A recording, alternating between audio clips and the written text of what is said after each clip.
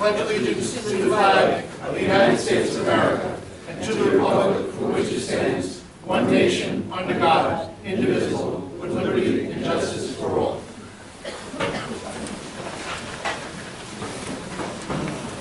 Trustee Drucker, would you be kind enough to pull the roll?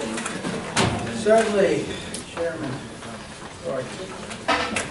Anthony Cornacchio. John DeGray. Here. Alan Drucker is here. George Gordon. Present. Wanda Jackson. Here. Edward Powers is absent. Donna Tuman is absent. Kathy Weiss. Present. Jennifer Borzan. Present. Mr. Chairman, we have a quorum. Okay, thank you. I'm going to request a motion that the board go into executive session pursuant to section 105 of the Open Meetings Law of the State of New York to discuss the following purposes: matters relating to potential litigation with the NCCFT, matters relating to negotiations with the AFA, matters leading to the proposed litigation with respect to the CSEA, and reviewing the medical, financial, credit, and employment history of a particular person or corporation, or matters leading to the appointment, employment, promotion, demotion, discipline, suspension, dismissal, removal of a particular person or corporation. Do I have a motion? Discussion. Do I have a motion? Discussion on the motion. Do I have a motion? We have consistently gone to executive session, discussed matters. Mr. Cornacchio, you're out of You order. have to move it and second it, and then you can discuss I'm it. sorry. Do I have a motion? Make a motion. Do I have a second? Second. All in favor? Now we should, wait, now you have somebody who would like to Now, have discussion. would you like to discuss This this? board has consistently gone to executive session and consistently violated the law. We go in under the pretext of statutory permissibilities under section 105 of the Public Office Law, and we wind up talking about things that are not permissible. And therefore, I vote against going into executive session. And if we do go into executive session, what I intend to do is take notes, and I intend to go ahead and seek relief in the board if there's any violation, and there will be. Please. I did propose to the board 7 items that I hope to discuss in executive session tonight. I promise, before we do each and every one of those, I will check with the board to ascertain whether or not they feel it's an appropriate item for executive It's not session. what the board feels, Tom, it's what the law is. Whether the board believes it is lawful for us to continue. Okay, Okay. and it will be reviewed by the board, I can promise you that. So do I have a motion? All in favor? Aye. Aye. Any against? Yes. Motion carries. We should approximately be back in, figure by 8:30. Best estimate.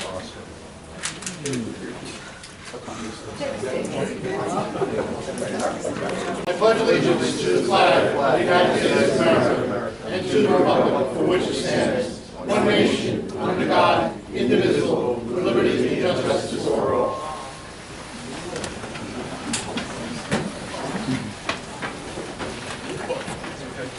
Mr. Drucker, would you be kind enough to... Yes, Chairman Gordon. Anthony Cornacchio. Sir. Present. John DeGray. Present. Arnold Drucker is present. George Gordon. Present. Wanda Jackson. Edward Powers is absent. Donna Tuman, absent. Kathy Weiss. Present. Jennifer Borzan. Present. Mr. Chairman, we have a quorum. Okay. So do I have a motion to approve the October 13th, 2015 minutes? I'll make the motion. Do I have a second? I'll second. Trustee Weiss is second. All in favor, say aye. Aye. Any against? Motion carries. 0. Reports of the Standing Committee. Trustee Weiss, would you be kind enough? Sure. Resolved that the pending college procurement agreement with Virtual Logistics Institute in the amount of $155,782 to allow the radiation therapy program to continue their accreditation with the Joint Review Committee on Education in Radiological Technology. So do I have a motion to consider this item? I'll move it. Do I have a second? Second. All in favor? Or, I'm sorry, is there any discussion first? All in favor? Aye. Any against? Motion carries 7-0. Jennifer, would you be kind enough for the...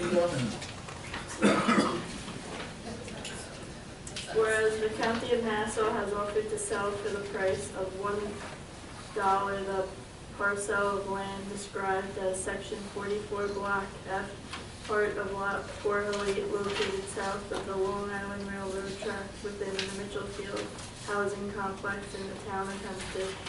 New York to the County of Nassau and trust for the purpose of Nassau Community College, with the college designated as the purchaser, and whereas the Nassau Community College intends to utilize said property to enhance its course offerings in the areas of hospitality and culinary arts, and whereas New York State will match in the form of capital assistance the appraised value of the property, and such capital assistance will assist in the renovation of said property.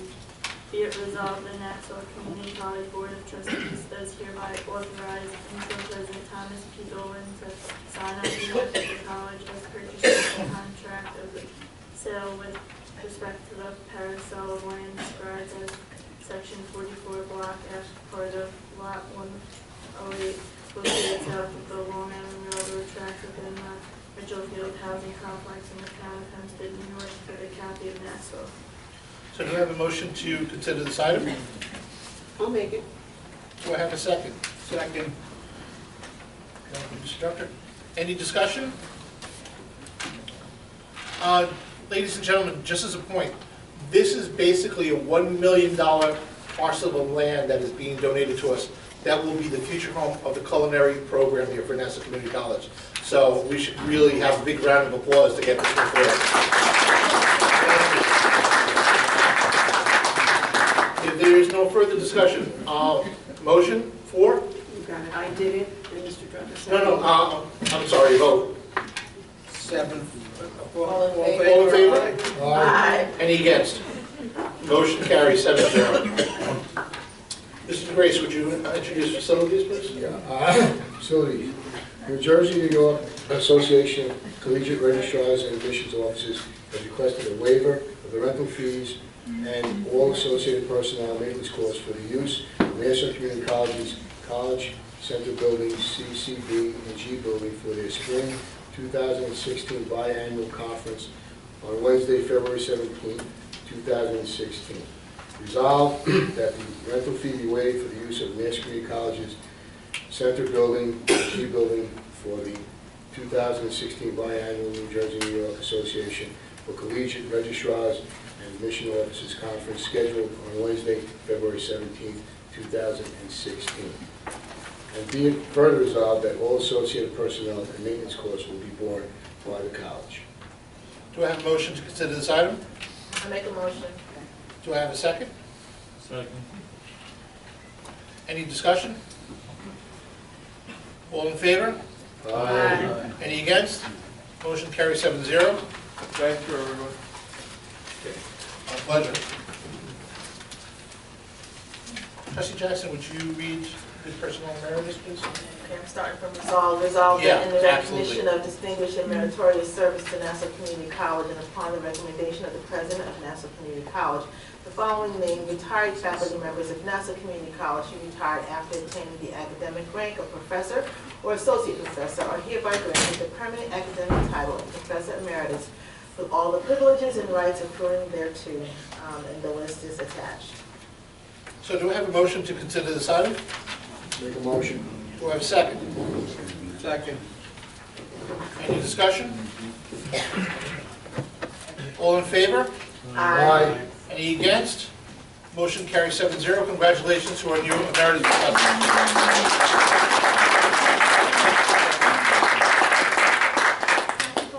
I may mess up the names, but would you mind if we just take 1 second to read the names to acknowledge the people? Thank you very much. I apologize for messing them up because I didn't practice them, but I think we should acknowledge them. I won't read the title, where they're from, but the names. Sharon Abramson, Richard Asker, Cynthia Bayern, Sammy Brown, Ki-Ying Cheng, Lawrence Delacrua, Susan Dooley, Adam Haridopoulos, Barbara Horn, Alice Jones, Alan Cuffer, Barbara Levy, Edward Mack, Baruch May, George Miller, Mater Plotnick, Lawrence Salpe-Peter, Eric Schaffler.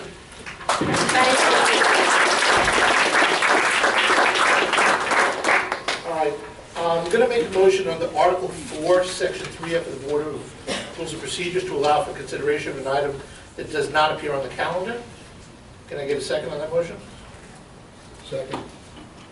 All in favor? Aye. Any against? This is going to be for the academic affairs resolution that we passed at the Oh. academic affairs meeting. I was waiting to hear what we were doing. Right. Yeah, sure, I'm for it. All right. Yeah, Thought you wanted to know. you had me going there. Mr. Carnacci, would you like to read the resolution? I don't have it. You have it on your pick form.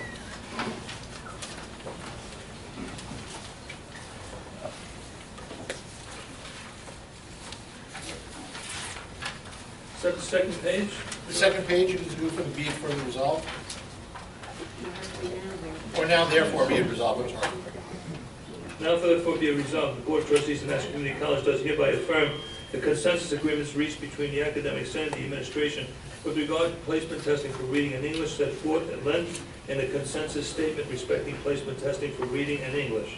And be it further resolved that the Board of Trustees of National Community College does hereby direct that with respect to the placement testing for mathematics, that the interim president shall promulgate a college statement respecting placement testing for mathematics, which shall constitute the policy of National Community College, and such policy shall be implemented post-haste by the interim president upon such promulgation. And be it further resolved, the Board of Trustees of National Community College does hereby direct that the consensus statement respecting placement testing for reading and English shall be implemented by the interim president post-haste, which statement shall constitute the policy of National Community College.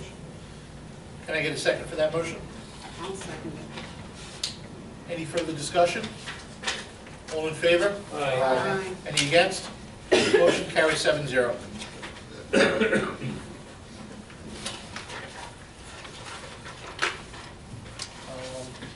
I'm going to table the election of officers at this time, and I'm going to go to the I'm report of the going interim to ask president. that we hold that election. It's on the agenda, and I think we should have an election. We're Well, I'm supposed going, to have done this. as the chair, I'm going to table it at this time. You can't table May I just anything. ask, and I don't know what Robert's Rules of Order says on how you table something that's on the You agenda? need Just a out of vote. curiosity, because I'm not a parliamentarian, I just want to know. Chuck? You need a vote.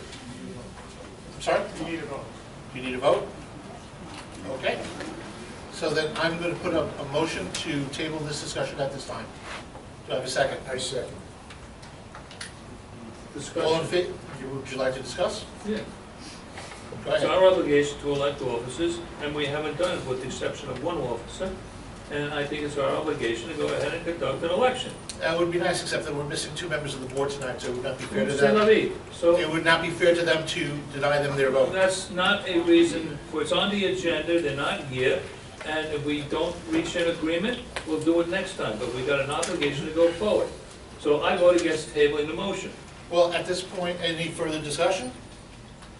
We voted the last time, though, when Wanda wasn't here, though. We did have a vote when Wanda was That's here. right, now that I think about it, you're right. I wasn't here. We did So at this point, I have a motion and a second. All in favor of tabling this item, vote aye. Aye. It's 2. Who votes against? Against. Against? 1, 2, 3, Opposed. 4, Five. 5. Motion doesn't carry. The motion to table doesn't. The motion to table does not carry. I nominate Kathy Weiss to be chair. Second. Okay. Are there any other nominations? I nominate myself. I second the motion.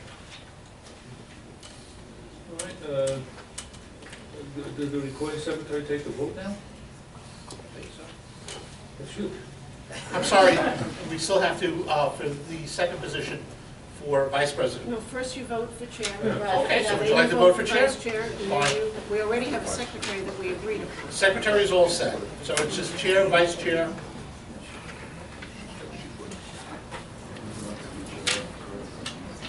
So, You gotta call the vote on you.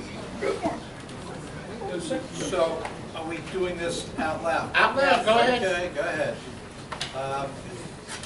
All in favor of, are we doing these one by one, or is it? Sure. Okay, Mr. Trustee Carnaccio? I vote for Dr. Weiss.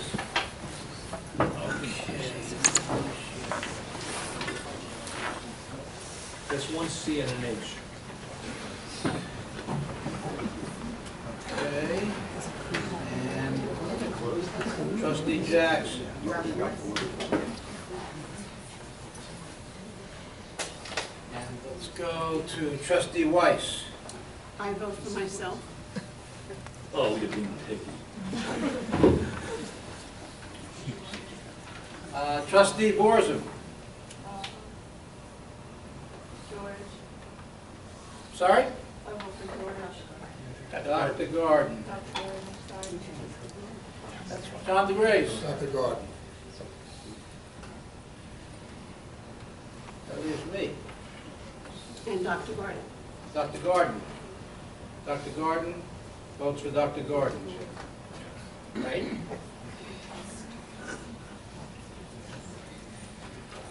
Mr. Drucker? I believe in term limits. I'm voting for Dr. Weiss.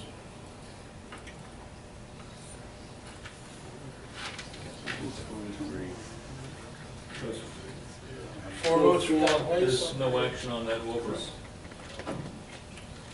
No action. 1, 2, 3, 4 votes for Dr. Weiss and 3 votes for Dr. Gordon. We'll open up the nominations for vice chair. I'd like to nominate Donna Tuman. She's not here to be able to accept or reject. Neither was she here to vote, but we could vote for I someone. think she No, I she think gets Robert's to be. rules does have some order, sorry, for how you're Chuck? supposed to work with someone who's not here. Does someone have to be here to accept? They don't have to be here. To accept the thinks. nomination? He's not sure. I'd be surprised if that were the case. I nominate Dr. Weiss as vice chair. Are there any other nominations? My whole feeling is that, and I'm talking out of complete ignorance, that we can nominate someone who's a member of the board who's not here. But I don't know. I said I'm not calling it, All right. we have a All board, right. so we should All right. just make sure We're looking up a point of order.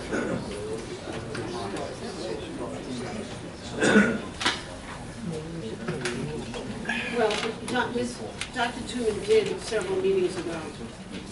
She did accept. Accept the nomination, so we could, even if we can't find it in writing. it's going to be hard to research. It could Would the take a board, lifetime to go. would the board agree to let Donna Tuman's nomination stand for vice chair? well, what's the sense of the, you've conducted meetings under Robert's rules. What's your feeling? I don't have the book in front of me, Well, but I think that you're supposed to accept the nomination. I could be wrong. Okay, all right. All right, so we have the way it is, let's do a vote, and those who still want to vote for it can vote for it. But there's a question in my mind. The problem with Robert's rules is everybody says they shall govern, and no one knows the rules. And when you try to look them up, you can spend hours, and still not get the answer. It's impossible to find anyone. Except one is going to do. Are there any parliamentarians here? All right, so let's just take a, you want to do a vote in the meantime? Tony? I vote for Dr. Weiss. Is Dr. Tuman's nomination accepted? Well, for the time being. All right, well, we need a second. I don't think anybody can control a vote as it's cast. And if it's going to be challenged, let it be challenged. Okay. I know Well, we myself, still- if I wanted to vote for Mr. X, I would do it. So now whether it's going to be a valid vote or not, that's a different form. Wanda? You want to Dr. vote? Weiss. Dr. Weiss for vice chair. I will vote for Dr. Weiss for vice chair. Dr. Gordon. I'm casting a vote for Dr. Tuman, Schumann. and if that vote is not upheld, it'll just go to abstain. And Dr. Weiss? you Yes, I'm vote- voting for myself. Okay. And Jennifer? Dr. Weiss. And John DeGrace? Dr. Tuman. Okay, so we have 1, 2, 3, 4, 5 votes for Dr. Weiss, 2 votes for Donna Toomey. Does not carry. So See you Dr. next Gordon week is on still that. chair and I am still vice chair. That's correct. All right, we'll try again next time, folks. Report of the interim president. Good evening, everybody. Several things to report on. First, if you were lucky enough to be at the Cradle of Aviation last Friday night, you were witness to the very first gala for Nassau Community College. It was a wonderful event. I can't thank Joy DiDonato and her staff enough. Lots of good news. We raised the equivalent of 80 semesters of tuition for students. A number of students were there. Also, I don't know if any of our student reps are here or not, but they were very well represented at the event. It was a great time, but like just about anything these days, all good news has some bad news associated with it. I've already shared that bad news with Joy DiDonato. It was such a success that she can count on planning another gala for next year. I believe that it will become an event that will be celebrated around here for many years to come. It was well received, and I would encourage everyone to keep an eye open for that date next year. Another set of dates that we are anxiously anticipating, March 13th, 14th, 15th, and 16th, is our Middle States visitation. And we were visited yesterday by Dr. Generals, who is the chair of our Middle States team. He will be visiting. He will be assisting in assembling a team to come and visit us. He met with several groups of people yesterday. He was very pleased with the quality of the report. In his words, he thought that it read very well. His question for just about every group was, are you ready for a visit? And for the most part, the answers were a pretty immediate yes, we are ready for a visit. For various reasons, but people did want to have that visit take place and have the conversation that the Middle States accreditation involves. Again, those dates are March 13th, which is a Sunday, 14th, 15th, and 16th. The 14th and 15th, many of us can plan on being called upon by Dr. Generals to meet with him, to spend some time. We will not know who they want to meet with probably until the end of February, early March. Another question that we posed to Dr. Generals that we are still awaiting an answer on is the degree to which our report is still editable. We know that we can't make wholesale changes, but we thought that we could still make minor edits. He thought not. We are researching it with the good people in Philadelphia. We hope to have an answer by the beginning of next week as to whether or not our report is one that can still be changed. Under the heading of veterans, a great day to talk about veterans. We've had a number of events around campus celebrating veterans. Last week, a wonderful ceremony for celebrating the veterans here on campus. Today, we planted a tree over in front of the veterans facility. We also sang happy birthday to, very good, the United States Marine Corps. And one thing I've noted of the veterans that we have on campus, the Marines are very well represented. We had a lot of Marines over there, and with terrible voices, but we had a lot of Marines over there. We sang happy birthday to the Marine Corps, had a cake, and planted that tree that I mentioned. Even more exciting, though, we received word from Kathleen Rice's office that she is recommending that we have a VSOC, a representative for veteran success, on campus. And she has been joined in that recommendation by Congressman Zeldin, King, Israel, and Meeks. They've all petitioned the Veterans Association, the Veterans Administration, I knew it was an A, thank you, David, the Veterans Administration, and we hope that's going to come to pass. It would be a wonderful resource for us to have here on campus. This Sunday is the admissions open house. I believe it starts at 10:30. And is going to go late into the night, just so David Follick misses the Patriots game. We're going to make sure of that. I'd invite everybody to stop by. I don't know a better way to learn about a college than by witnessing it as a newcomer might witness it. We hope to be well represented by students, and I think it will be a great event. David, thank you for doing it. And Ken, thank you for representing me. I'm not able to make it, but Dr. Saunders will be there. We received correspondence today that I would like to note for the record, and we received a letter from a valued member of this college community. Mr. Chuck Cotolo indicated that he is retiring after many years at the college and will be retiring in January of this year.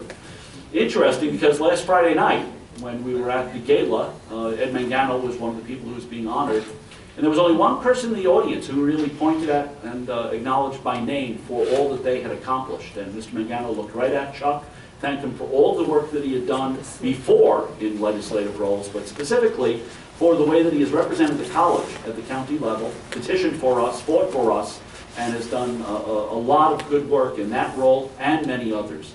Chuck, congratulations. We wish you the very best, and I'm very happy for you that you're going to be able to retire this January.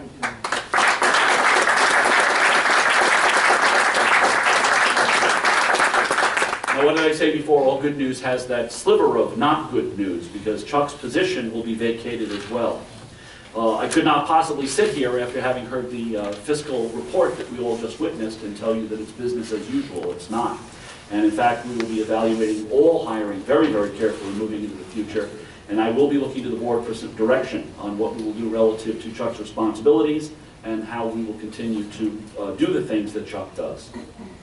Finally, a topic that I think will probably come up tonight, I certainly want to address the 106 retirements that we've experienced over the last 2 retirement incentives, and the efforts that we're making right now to determine which lines will be replaced.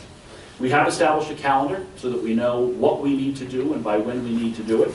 I know Dr. Saunders has already worked with the deans and will soon be working with the chair people to determine what positions are absolutely necessary to be filled.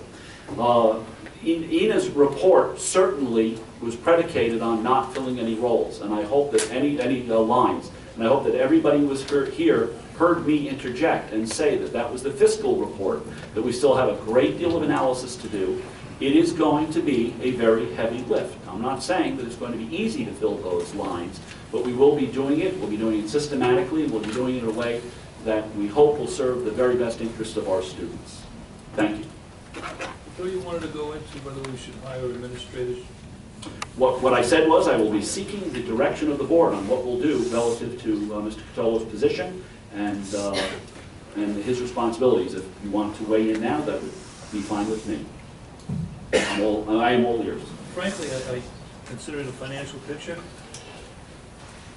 Well, then why should I always be talking first? I don't know. Dr. Weiss? Because I got a big mouth. Dr. Weiss, you have a little mouth. Why don't you say something? I don't know if I should take that as an insult or a compliment. Well, you know, my position is, and I certainly value all of what Mr. Catolo has done for the college, but as I listened to the fiscal report during the Finance Committee meeting, and so all of the lines with negative brackets around them, I think that we have to look at, as you just said, Dr. Dolan, all of the hiring. And I don't think just because somebody is leaving that we have to or should replace that position. I think we have an obligation as we look at not filling some of our faculty positions, full-time faculty, that we look at not filling administrative positions. I think we have to look at administrative positions and decide if we need all of them. Because in this fiscal time, we've got to cut, and I think we have to cut on all lines, not just one set of lines. So, yeah, I think we need to take a look at the responsibilities that fit under Mr. Catolo, see if there are other people whom we've hired who could accept some of those responsibilities, change other people's jobs to assume them. I don't know. I'm not going to be the administrator who does this, but I do think in light of our fiscal, we need to think 100 times before we replace the position. I share Dr. Weiss's thought.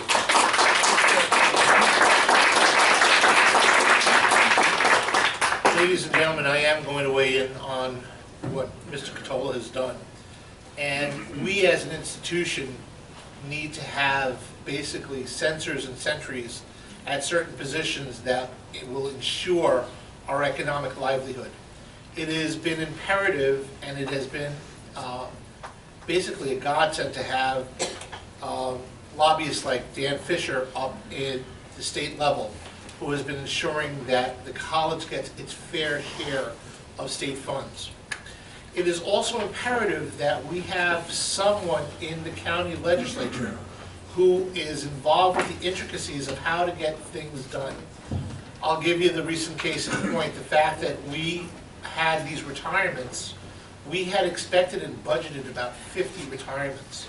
And at the time we did it, our answer had been to be able to bond this so that we would be able to streamline that cost and put it out over 10 years. We got into a position where NIFA just happened to draw a line in the sand against the county and say, you can no longer bond your terminations using termination pay. We happen to get caught in the crossfire, and we as an institution have been very fiscally responsible. We have tried to do all the right things at the right time, and this was a solution to one of our problems. It was through Mr. Catola who was able to get us in the door for us to meet with NIFA. And mind you, their answer right from the get-go was, we are not letting you bond. It took a lot of lift for us to be able to get them to say, okay. And what we were able to get was 2 years. And you heard that at the finance report today. Now, we went from 50 to 106. So that blew that budget out from 4 million to, we're looking at 5+ over each year. So that kind of intimate know-how with the legislature, how to get our budgets, when are things going to be presented, to make sure that the college has its fair shake, is something that we need to have somebody who has a good, intimate set of knowledge about. If anybody recounts the history, Chuck, before he was here, that was not the case. There are many of you who have been here for 10, 15, 20, 25, 30 years, okay? It's a different set of circumstances today. Money does not flow like it did before. We have a battle at the state level to get our FTEs. We have a battle at the county level to get our budgets through. We are scrutinized each and every dollar that we try to come through. So this comes under the heading of, we can't be penny wise and pound foolish. This is a position that we have to evaluate, we have to look at, and find the right candidate for. Because this is part of our economic livelihood. So always keep that in mind. And it has nothing to do that the value of that person is worth more than the value of the faculty.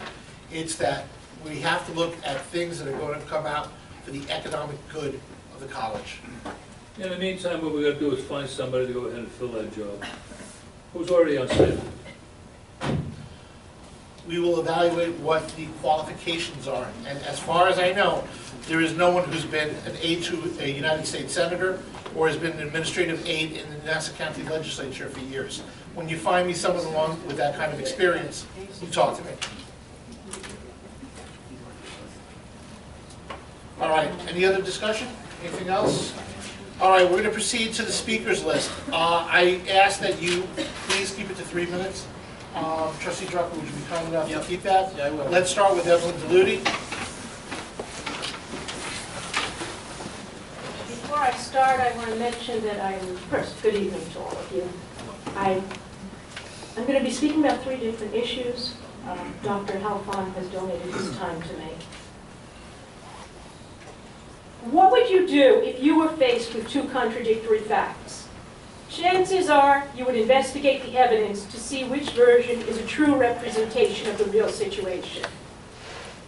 Consider the following contradictory claims related to our Middle States accreditation.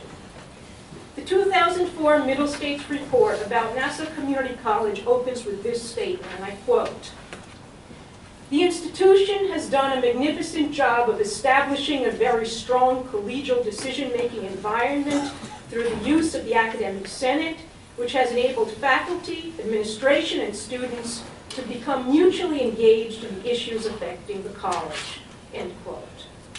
It continues by praising the, quote, "fair and equitable manner," end quote, in which NCC conducts the operation of the college, and specifies that, quote, "this effort is demonstrated through union agreements, academic senate bylaws, and many other publications, both internal and external," end quote.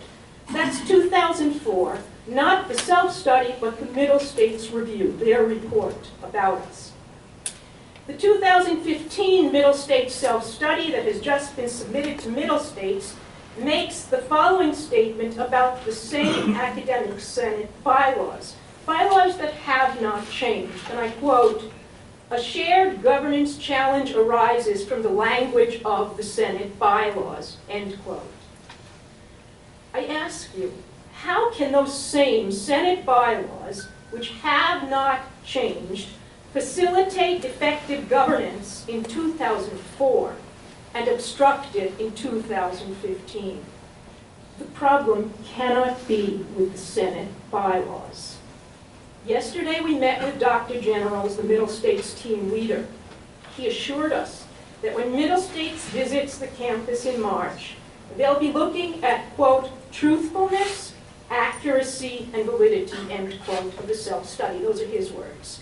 In the context of the Middle States standards, the contradiction regarding the portrayal of the Senate bylaws and their implications that exists when one compares the 2004 Middle States report to NCC's 2015 Middle States self-study raises serious questions for Standard 4 leadership and governance. I'm going to move on to a related issue that shows that there are certain misrepresentations of the academic senate. It was enlightening to witness the parliamentary procedure that unfolded in your proceedings here. We follow parliamentary procedure too at the Senate. The board resolution of June 10th, I'm talking now about the multiple measures resolution, and I know the decision has been made already, but there are certain issues you should know about. The board resolution of June 10th directed, and I quote from the resolution, the academic senate and the administration to reconcile their respective differences, end quote, to reach a consensus. It's unfortunate that the members of the administration did not fully exercise or avail themselves of parliamentary procedure at the Senate meeting of October 27th when this was decided. It was a very positive step forward at this meeting to see that all constituencies at the Senate spoke and participated, faculty, students, and the administration. And that's a new move, and that was really good to see. However, the administration senators did not make a motion to amend the resolution and separate the math component from reading and writing scores. Such a move may have led to consensus. We don't know, but in the very least we do know that that's what parliamentary procedure allows one to do, and that's what is expected of a senator, to reach consensus. I'm going to move on to another issue to inform you of the happenings at the college. The third issue that I'd like to bring to your attention deals with the problems that have arisen as a result of last year's degree revisions of many of the discrete programs, that is, computer science, criminal justice, not the liberal arts AA and AS degrees. In particular, I'm referring to the revisions made to bring these discrete degrees into compliance with the SUNY seamless transfer mandate. And the key question is this: is SUNY seamless transfer a recommendation or a requirement?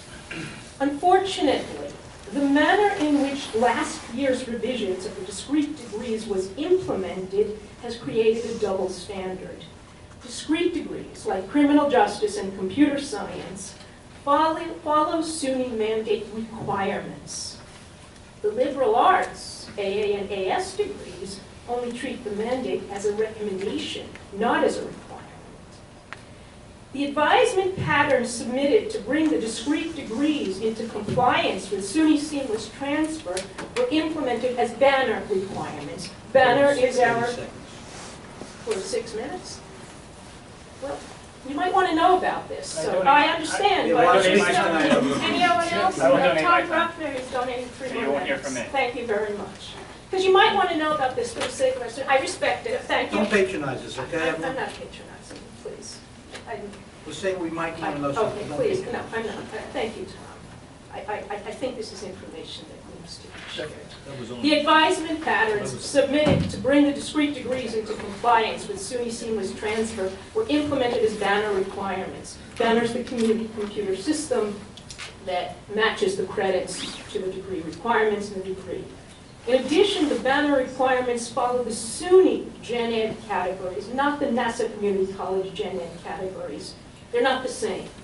And in fact, they're substantially different because quite a substantial number of NASA courses that meet NASA Gen Ed requirements do not meet SUNY Gen Ed requirements. This results in serious implications for retention. Suppose a student starts at the college in an AA liberal arts degree, as the majority of our students do. The degree evaluation generated by the Banner computer system, the online system that applies the credits to degree requirements, uses the NASA Gen Ed requirements as a guide. But if this student changes her major to a discrete degree, like criminal justice or computer science, as so many of our students will do, her credits will now be evaluated based on SUNY Gen Ed requirements. When this student switches from the AA liberal arts degree to a computer science degree, Banner will not count the NASA Gen Ed courses and will only recognize the SUNY Gen Ed courses. What does that mean? Suppose a student has taken 4 courses, an art class, a communications class, and 2 history classes. For NASA Gen Ed, this student has satisfied 2 humanities requirements and 2 social science requirements. For SUNY Gen Ed, the same student has only satisfied 1 social science requirement. She's lost 9 credits. So this student could have fulfilled all the requirements for the degree, and Banner is going to still say, you can't get your degree at NASA Community College, you've got to take 9 more credits. This is a serious retention problem. Before any further revisions of any NASA degrees are completed, I urge you to make sure that these and other problems resulting from last year's revisions are investigated and addressed. Our students deserve nothing less. Thank you.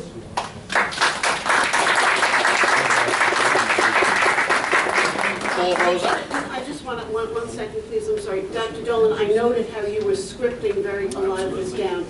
For most of us, I would say this went over our knowledge heads to understand. Right.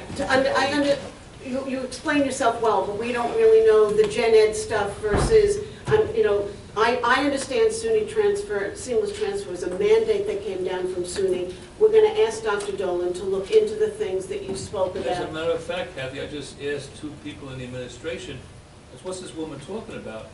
And they said, we have to go back and really digest it And so I study watched Dr. Dolan writing it all down, and I'm confident that you will let us know what's going on. You might as well be talking about some sort of a complicated algebraic function, because I got to tell you the truth. No, let's go on. Well, No, I think we'll ask Dr. Dolan to look into it for us. Yeah, we'll get back to our administration. And if you would, send us, If I'm not going to speak specifically to Evelyn's point, but I have one regret about last month's meeting. I listened carefully, I do write notes, and the very next day, the board got an update relative to those things. I think there were class size, lines, I know a lot of things were discussed. And then a few days later, several people who spoke said we never heard anything. I promise to try to do a better job of letting people, getting back to people on what we find out. Evelyn, it's going to be easy. You and the 3 gentlemen you're seated with, we have a meeting next week. I know this is a topic, and it's a topic that we've already agreed deserves a discussion, deserves investigation, not closure. And I'm confident that, I hope that within a short period of time, we'll be able to do all of this together. And I'm just going to ask that you send your speech, which is written out, to Ann, asking her to send it to the trustees, because I really don't, I couldn't follow you. And that may be because of me. Paul Rosa? No. All right.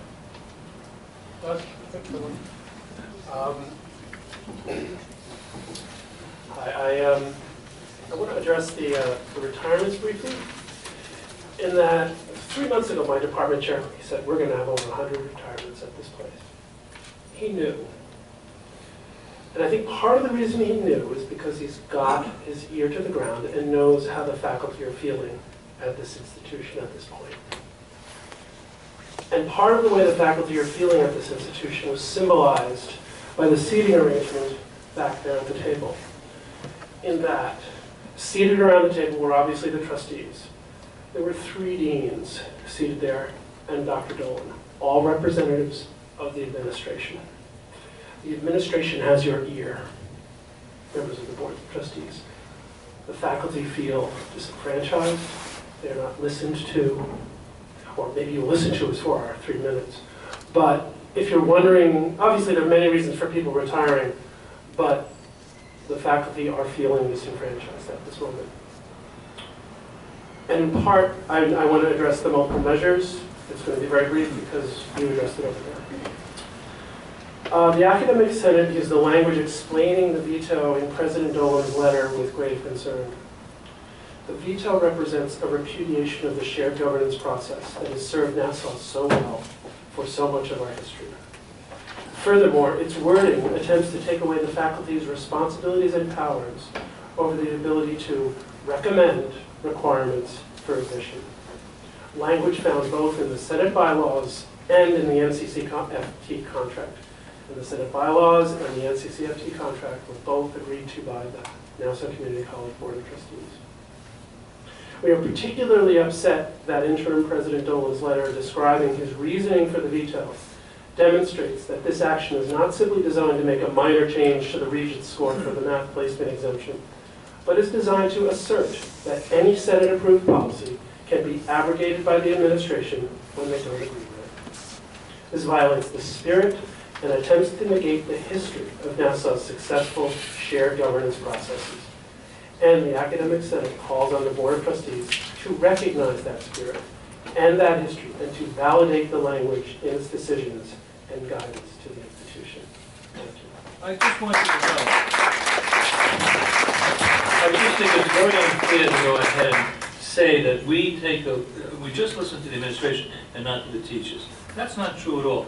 But, given that does not mean that we're going to accept carte blanche what the teacher units or what the Academic Senate says. We look, we scrutinize, we weigh, we balance, and we make a decision. And every decision made by this board regarding the subjects you talked about were honest decisions made after really serious deliberation, not only on one day, over months, since I think starting in November. I just want you to know that. You don't have to accept it, you don't have to believe it, but I had felt a need to answer it. Okay. David? I almost feel I have to respond. Oh, bless you two! Yeah, you know what?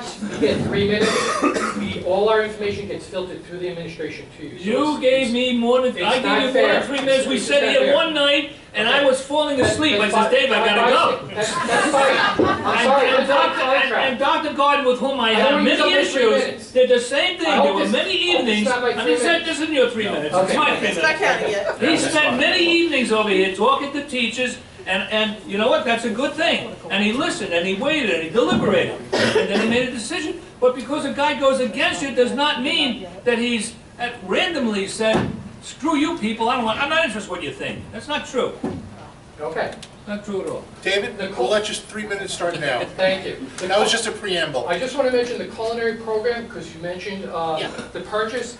The Senate Curriculum Committee is working hard in improving that program as part of the process, and I hope you're going to approve the process as it goes through. If you noticed, I declined to speak the last couple of board meetings. I'm speaking tonight because I realize, in spite of recent events, I still have hope in all of you, our trustees. I believe we share a mutual interest in our mission, and you, our BOT, want us to work together to succeed in that mission. It's evident in the way you crafted the June resolutions. It was said with pride, Jorge, it was said with pride at the meeting earlier, at the Academic Affairs meeting, that you wanted us to collaborate.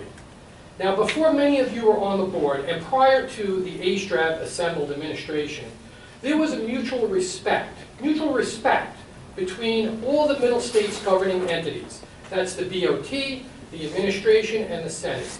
College policy, especially in the academic area, was developed so collaboratively that it didn't even require a discussion at the BOT. And the BOT trusted this system enough that they did not see a need to interfere. Every modern academic aspect of this college was created this way. In fact, Nassau Community College reputation, which you have a responsibility to maintain and improve, has resulted in over $15 million in chargeback. I know the budget is an issue. $15 million of chargeback because of our reputation. and has put Nassau Community College as the leading community college in producing transfer-ready students. As noted by our transfer colleges, just ask any of them. They hold Nassau above Suffolk, Westchester, any of these other colleges you want us to lower our standards to. And it's been built on a foundation of collaboration. Then came the A. Strab Saunders administrative team. This team is on a mission to replace meaningful collaboration with a pattern of administrative dictates which lead to Senate veto overrides or direct BOT action as we saw tonight. This team, this administrative team, is more focused on who has power than what's best to meet our mission. The Senate's power is not its veto override. It's its ability to be a forum for true collaboration. We need to trust our trustees, even more than ever, to put us back on track. The Middle States self-study is reflected of this misguided undertaking by the administration. The chapter on Standard 4 on governance describes the Senate and the BOT in very unflattering manner. I hope you read it, all you board members. Time. Okay, yet the administration is held in high regard. The recommendations of that report says that both the BOT and the Senate need to do self-assessment. The administration, no self-assessment. Does anybody want to donate their time to David? Yes, you can have my time. Who are you? Stramiello. I'm sorry? Dennis Stramiello. Dennis? Thank you. Go ahead. Keep Okay, going. the recommendations included, again, self-assessment for both the BOT and the Senate, but no assessment for the administration. Instead, it recommends the pay raise. I strongly encourage that you all read that study. This refusal to collaborate by the administration has diminished our ability to improve recruitment and retention. Why has this administration been only focused on diminishing Senate participation in decision-making? Over the past year or so, we have spent an inordinate amount of time on only a few issues, like overloading classes and lowering academic standards. And we should be collaborating on improving recruitment and retention. Several of the departments, including the one I'm in, has initiated studies to bring in students from VMT when they have deferred admission, or to get high school students to take college credits here. Those are faculty initiatives, not this administration. Earlier you praised at the Academic Affairs meeting the English 100 course, and it should be praised. It's a very successful program. Guess what? That came from the same Senate committee that you rejected in your resolution later. That committee initiated the English 100 and made it a process, and it's been extremely successful. As we all know why students are leaving. It's not because NCC is too restrictive. It's because they have financial and personal reasons. That's been done through study after study, even beyond Nassau Community College. If we want to improve retention, we need to collaborate, again, collaborate, to improve the economic opportunities for our students and provide more professional advisement. During the 1027 Senate, our last Senate meeting, both sides, the Senate Development Ed Committee, which are made up of administrators, faculty, and students, and the dissenting members of that committee, which are just the administrators, presented their case to the full Senate. In spite of the fact that the dissenting administrators dominated the discussion, spent a lot more time than anyone else in the discussion, the evidence presented by the committee convinced the Senate to vote in favor of its proposal. This is because the committee's resolution contained more multiple measures, which you disregarded in the Academic Affairs meeting, and provided more data to support retention. As you know, the interim president has vetoed this resolution, unfortunately. So here we are today, hoping our BOT will be fair and objective. The administration no longer sees a need to collaborate in the Senate. Right now, they believe they do not need to collaborate because the BOT will enact anything they propose. In fact, it was stated as such in the last Senate meeting when an administrator informed the Senate, if you don't do what the administration proposes, then the BOT will do it for them. I'm speaking tonight because I reject this pronouncement. I do believe, if I can just finish, I do believe... Anybody else who wants to donate their time to David? Who? Chris Rodell. I'm sorry, Chris? Rodell, R-O-E. Thank you. Okay. I believe this BOT is still independent and will not automatically approve anything the administration gives them. I asked that the board Hold promote. it, I'm sorry, you're not on the speakers list. Who else was the other hand? Joseph Burnett? Joseph? What's so funny? No, I was. I'm sorry, you just insulted me. You No, think I what I had said was nothing to funny? do with you. I did a side joke with one of our deans. I know, but you know, it was kind of disrespectful. I mean, you don't think collaboration is important? David, It wasn't commenting. I'm sorry, okay. David, please. I'm sorry. David, no. David, they gave you the time, I was just trying to make sure so that it's fair to everyone. I wanted you to be able to complete your statement. I just want to say, I hope you promote collaboration, not reject it. Thank you.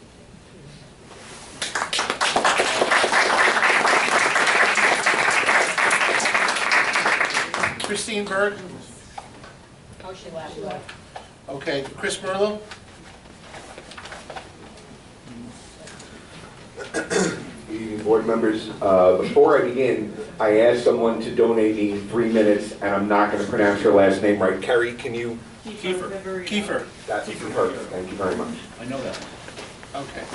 I'm going to start with a question for all of you, and I mean absolutely no disrespect because I think you're all going to get it right. Can you tell me how much that is? I can't read it. It says 1 plus -3. I assume that all of you I know the answer. That's what I'm saying, is that I know that pretty much everybody in this room can answer that question. And there's a reason that I bring it up. This sort of question shows up as part of other questions in courses across the curriculum, from statistics to biology to economics to computer science to medicine. It represents the kind of skill that a person who is prepared for the 21st century's economy can handle without breaking a sweat. It's also the sort of question that students in remedial math courses here at Nassau are often at a complete loss to answer. It's not that they don't know the answer. Sometimes they don't even know how to start to answer the question. They don't know where to begin. Sometimes they don't know how to read the question. Now, there's a bunch of us in this room, I think I counted 7 or 8 the last time I looked around, who have taught remedial math before. Ask all of us whether we've seen a student struggle to answer a question like this. And every single person in this room who's taught 001 or 002 in math will have a story to tell you. Some of these stories involve the immediate digging in a school bag for a calculator, for 1 plus -2. Some stories involve the random guessing of answers. Is it 2? Is it 4? It's -4, right? Is it 3? This happens. I'm telling you, these stories are here. This happens. Some stories involve blank stares, delivered in silence, mouth open, hoping to God that somebody else will answer the question first. Some of these stories involve fear and hopelessness and tears. The stories you hear of students that can't answer this question are not the stories of isolated, random incidents. This happens every semester to hundreds of students. Is this a college-level math skill? No. Is a student who can't figure this out ready for college-level math? No. If a student sitting in a stat class or an astronomy class or a business class can't do this, chances are they can't even understand the wording of questions they're exposed to. Such students will feel out of place in these credit level courses. They may be humiliated. They won't pass. This is the antithesis of a retention plan. Placing such students into credit level courses will only result in students leaving the college. Furthermore, anytime one of us devotes to re-explaining what ought to be prerequisite information slows down the rest of the class. And we run the risk of not retaining the students who do belong in these higher level classes. We faculty are fortunate in that most of us don't have to think about budgets or teaching lines or enrollment figures. Certainly every academic department has a committee called Personnel and Budget where these are the issues of the day, but for most of us, we get to spend our time teaching students about something we love, and then learning more about it so that we can teach it even more effectively. This college gives us the opportunity to become experts in our fields. so that we not only understand the material at a deep level, but we also understand which students will benefit from learning this material and which ones won't. I mention this because the administration of this college has chosen to paint this disagreement over placement testing exemption numbers as us versus them, faculty versus administration. And I think that such categorization distracts us from the real issue.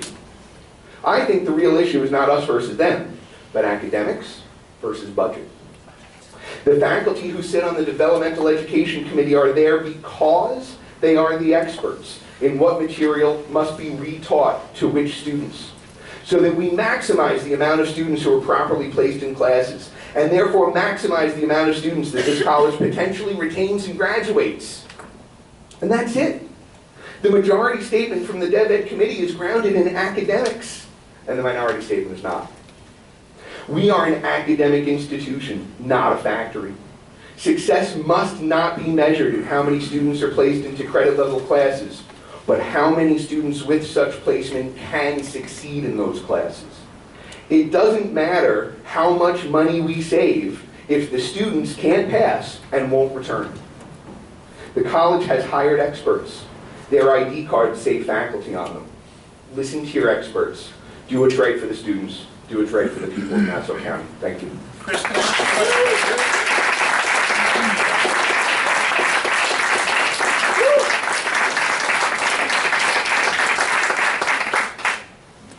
That equation that you have there, do you think a student who scores 80 on the Regents, or 500 on the SAT, or 21 on the ACT, could he answer that question? With respect, Dr. Garden, I don't know. This is not my area of expertise. I am mostly a computer science teacher. Chris. Jeez. Listen, you asked me an honest question. Okay. All right. Mr. Drucker, with respect, I'm giving you an honest answer because I don't know what the questions on the test are. You're quick to summarize other answers that may not be in your purview, but this one you're not. Chris, I didn't want to put you in a corner. What I was asking was, between what the standard was before and the standard is now, which is a slight decrease, I don't think that affects your remedial student. Your remedial person is not going to achieve these scores. I think your remedial person is in need of the courses that are being taught here. That is a discussion that I think really has to do with failure of the K through 12 system in educating people to come up to our level, to come in for college level math. I think that's a discussion that's outside of here. I think what we're trying to do is adjust the standard here just to make it a little bit more equitable. I think that our bar was set just a tad high. I think it's been adjusted down into a fair range. And I was just saying that the equation that you have there, I can absolutely agree that you're going to get, bless you, that you're going to have people who have that deer in the headlights look. But when you look at what we've set as a standard, and it's now multiple measures, one of each of these three, I think that they won't be in your remedial class. I think they'll be able to do great on whatever entry-level mathematics that is credit-bearing. And remember, that was one of the other issues. We didn't want people wasting their time in remedial non-credit-bearing courses to waste up their financial aid. Because as you said, and was pointed out by several people here, finance has a lot to do with retention. May I respond to two of the things you said? Absolutely. Okay, first, most recently you were talking about students wasting financial aid money in remedial courses. When those students need the remedial courses and are not placed into them and wind up in a higher level course, say Math 102, which is STAT, or Math 109, which is Algebra and Trig, when that student gets placed into that higher level class, they're not going to pass. And that's a real waste of their financial aid money, because now they signed up for this class that they're not learning anything in. But they have the standard that they have to meet, though. Well, but the standard... We did give them a bar. It's not that like we lowered it to the floor. So they should be able to handle it. If they can do this, what we're saying is if they can achieve these multiple measures, they should be able to handle those entry levels. To be fair, please don't take offense to this. You are not an expert. I do not claim to be. And by the way, nor am I. I'm not equipped to answer these questions. I'm a computer science guy. But Chris, and that's why in Senate. June we sent it back. Remember, we sent it back. It was done in reading. It was done in writing. Wait, no. Correct me if I'm wrong, but I think that you're misremembering what happened in June. Dr. Weiss, if I remember correctly, you thought that our math numbers were pretty much there, that the administrators and the Dev Ed committee had come to agreement on math and reading, and that it was the writing portion that you guys sent it back to us. Thank goodness we for. keep minutes. Everything was sent back. Eventually, everything was sent back, but right before, if you look at the minutes, if you look at the transcript that I think Ann typed out, and holy cow, what a job, I don't want that job. If you look at what Dr. Weiss said, like right before the resolution that you guys voted on, I believe, Dr. Weiss, correct me if I'm misrepresenting your ideas or your words. Don't worry, I will. But I think what you said was that you were, you had noticed a real agreement in the numbers in math and in reading, and that you, if you did decide to send this back, it would be for the writing number. It was Dr. Gordon who said. Was it Dr. Gordon? Okay. Yes. It wasn't me. You're very close. Okay, I read that a while ago. When I I'm saw sorry. 85s for Regents, I I think was that the was one one who that said, split it. there's no way. Here's 540, here's 500, do 520. Right, right. But that was a And so non, therefore, and we've had this conversation before, and the deans and Dr. Okay. Sorgas know we've had this conversation, but leaving June, you know, no one said anything to us until at least the semester started, and probably halfway into September, about fixing the math and fixing the reading, no. because we thought that you thought we were there. Chris, no, that is not true. Definitely not Everybody was told very clearly, we are not acting on the veto that Acting President Saunders had done, for the simple reason that we were sending it back to you guys to go back and work on. The fact that the summer hit and you guys didn't do it till September, that's incumbent upon you, and we understood, that's why we said, we'll leave it to November. But that was purpose. In fact, today at the Academic Affairs meeting, I don't think you were here. Yeah, I got you late. That's okay. David knows. I was elated to know that the sections that had worked on reading and had worked on writing had come to consensus. That's what I want. No, you are absolutely correct. I am not the expert on education. Dr. Weiss probably is a lot better. Dr. Tubman, who's not here. The rest of us are here to fill in. That's why we leave it to you. We do consider you the experts on faculty. What I want you to be is the experts on consensus. To be fair, you have not left it to us with the math scores. Well, I'll tell you what, Chris, we'll take this offline afterwards. Let me keep going with the... Okay, can I respond to one other thing you said? 30 seconds? 30 Absolutely. seconds. Go ahead. You were talking about whether students who are either placed in remediation or not belong in the higher level classes they belong in. I forget exactly what you said now. What I said was, if they're able to pass the standard, they don't need to be in remediation. Okay, but if we keep changing the standard, then what they're This is the first time passing, that we're changed. This is the first time. it's not the first time. It's really not. And again, I know Professor DeSanto can speak more about this. Professor Okay. Urquhart, I don't think he's here. The standards have moved a couple of times. I don't know how many. I've never I served on the heard, Dev Ed committee. it was higher years ago. And Okay, that's what I'm saying. But I have taught Math 001, I have taught Math 002, I have taught Math Chris, I'm going to ask you 109. to take time out, and we'll do this later. All I want to say is I've seen the look on the faces in all three of those classes when they don't get what's happening, and it's horrifying All right. that we do that. And I need to just correct, just for Please. the record, there was no way that I had agreed, because I I was the one who apologize. spoke against the 85 on the regions right. very vociferously. I apologize. So I think Mr. Carnacci so I is right. just want to go It was on the Dr. Garden. record that it wasn't me. Noted, But in and my fairness, apologies. I thought the only disagreement was on math. And then Dr. That's the only- Dolan said, no, it's also... Right. And Dolan wasn't here. We can't blame him on that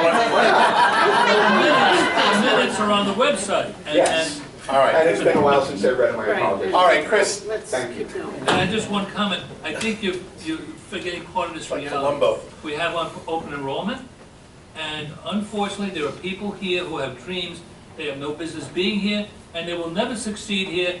If you give them 3,500 remedial courses, they belong in a different place. And May that's I a reality respond to that we can't ignore. Chris, please. Jason Gorman. I've seen the opposite happen. Jason Gorman.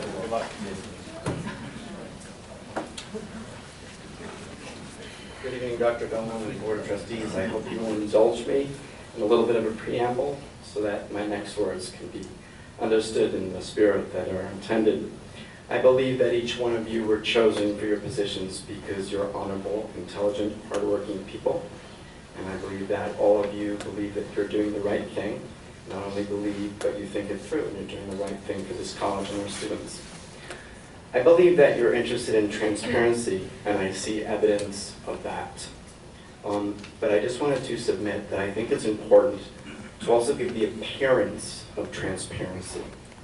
And when I say that, I believe that some of the actions, and not necessarily by all the members of this board, perhaps the previous board, but from time to time could be misconstrued by the public as being more not upholding transparency as a principle that's to be embraced, but rather as a restriction that is to be circumnavigated. So I wanted to make a few suggestions that I think would help, 4 to be exact. One of the suggestions that I'd like to make, and other boards of trustees do this, is to not only record the audio of your sessions, your meetings, but also to record the video and post them yourselves. Lots of boards do that. I think that it would be a tremendous step forward with showing that you would like to be transparent, and I do believe you do want that. Another suggestion that I'd like to make, and I do recognize that it's been a little bit better just very lately, but there have been times when the minutes and the calendars have gone up very, very late. So I would like to suggest that you just renew your commitment to putting up those calendars and minutes early, because the purpose of them is so that we can see what you're going to talk about. A third thing that I would like to suggest is that, it's really tough for us when something that's not on the calendar is discussed and then voted on here. And we've seen it coming, like the multiple measures, it wasn't on the calendar, right? But we don't get a chance to speak until after you voted. So seeing as we have a time limit anyway, I'd like to suggest that you allow the public to speak before you take your votes, before your meeting. Just reverse the order. So those are my 4 suggestions. I'd also like to discuss a few things about what was previously said. One of the things that brought up a lot of confusion tonight was the seamless transfer resolution that you voted on. I would like to, am I right? I would like to submit this simple reason is why. When you voted on that resolution, the focus was merely on 64 credits. I would like to just remind you all that you voted on 10 parts of the seamless transfer. And the other 9 parts are what is wreaking havoc at the college now. Being an advisor, I know this. I do believe that SUNY feels that the other 9 Does anybody want to donate their time to Jason? I will. Darcy Bird. I'm sorry? Darcy Bird. Darcy? Okay. Continue, Jason. Thank you. I think that it would be a very simple thing to fix that problem. Just amend your resolution to clarify that what you were proposing was the 64 credit limit and not all 9 things in the SUNY seamless transfer. Because while SUNY says they're good for SUNY students, I can assure you they're not necessarily good for all students, especially those who aren't planning on transferring to a SUNY school. One of the last things that I want to propose that is a suggestion towards transparency, and I'm bringing it up last because I'd like to actually pose the question to you. I noticed that on tonight's calendar, one of the items that you went into executive session was written in such a way that I could not decipher it. It was the item number 4, where it was basically personal matters. And it was a long list of things that you would go into executive session for. Just to jot a couple things down about it. Matters leading to the proposed, of reviewing medical, financial, credit, or employment history of a particular, that's very vague. The reason why you announce the executive session in public is, of course, so the public can determine if it's appropriate to go in executive session. So I wanted to ask you, what was the particular reason for that item that you went into an executive? In other words, there's no problem with mentioning who was the person and roughly what it's about. We're not asking for details, but we'd like to know that it was something specific. So may I pose that question to you now? What was the reason for going into executive session, item number 4 that was on the calendar, personal matters? We cannot reveal that because it does involve a person, it does involve a private matter, and in fact, were I to reveal it, that person could take. But was it medical? Because that question is all open. That it might be medical. The language, and just so you know, Jason, the language is it's not vague, it's specific, it comes from the statute. Right, And but- those are the reasons we're allowed to go into executive session. Right, but those were the categories of reasons. Mhm. You are expected to give the specific reasons that conform to those, at least that's my opinion, but I'll drop it. I don't think we are, because again, I need to protect the person that we were speaking about. Okay, so I would like to just remind you of the 4 things. And I think it's very appropriate, since you are in session now, that if anybody feels it on their heart to make a motion to do any of the things that I'm suggesting, go ahead. I'd be happy to hear. Could I repeat them back to you? 'Cause I don't Sure, know. sure. And I apologize, Jason. Post meetings, that is, put them online, video online, get calendars up early and or on time, allow public to speak. Sorry, can I interrupt you? Yes? Calendar and minutes. And maybe also committee, just the notice. Wait, don't give him any more suggestions. Actually, just so you know, I had 7, I already eliminated But I 3 only that I have thought you 3. would have chosen. Allow public to speak before votes And the third one was for your executive sessions, just be more specific as to the reasons instead of giving blanket waivers that, are written on the web. I certainly think as a board member, it's worthy of discussing all of them at some time, maybe not at this hour. But I will comment that I think that Ann Brandy does an incredible job of trying to get everything done. And if anything, I think we force her to get the calendar out almost too soon, so that we're always getting revisions on the calendar. I do believe that for a meeting on my days are so messed up already. Tuesday. On a Tuesday night, thank you, that if the calendar's published on a Thursday, that's sufficient time for people to know what's on the agenda.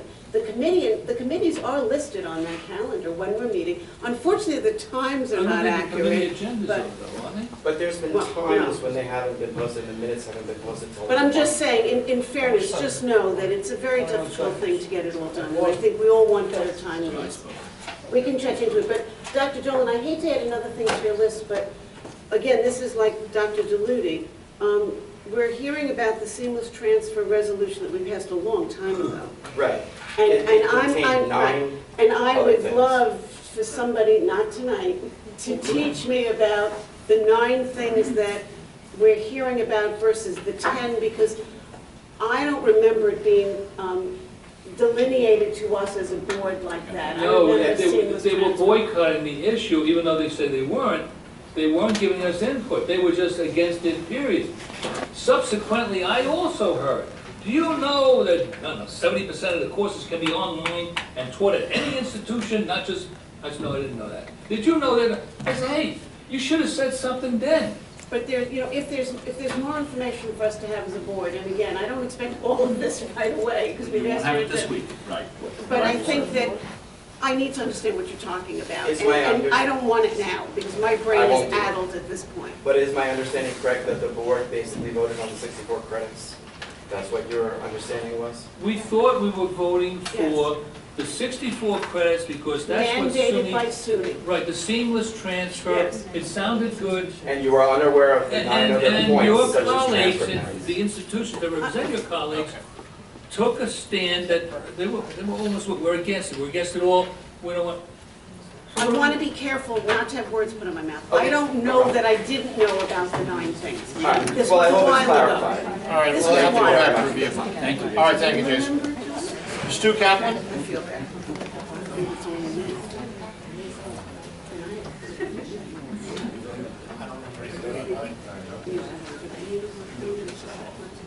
I understood the SUNY thing.